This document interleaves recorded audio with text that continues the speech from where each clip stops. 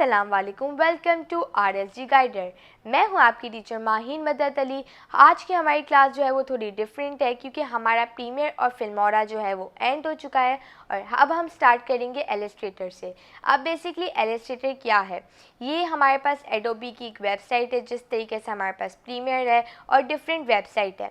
अब इलस्ट्रेटर के अंदर हम क्या कर सकते हैं, हम इसके अंदर किसी भी टाइप की इलस्ट्रेशन कर सकते हैं, लोगोस क्रिएट कर सकते हैं और ग्राफिक डिज़ाइनिंग भी कर सकते हैं। और अगर आप वेबसाइट बनाना सीख लेते हैं तो आप जो है वो ऑनलाइन अर्निंग भी कर सकते हैं। मेरी आने वाली क्लासेस जो है वो इलस्ट्रेटर के ऊपर होने वाली है। आई होप आपको समझ में आए किस तरीके से हम इलस्ट्रेटर को यूज़ करेंगे। अगर आपको मेरी आज की क्लास पसंद आई है तो मेरी वीडियो को जल्दी से लाइक करो, मेरे चैनल पे न्यू हो तो सब्सक्राइब करो और अपने दोस्तों के साथ शेयर करो और पास में बेल आइकन को प्रेस करो ताकि मेरी आने वाली न्यू वीडियोज़ की अपडेट आपको सबसे पहले मिले। तो तब तक के लिए take care and bye bye.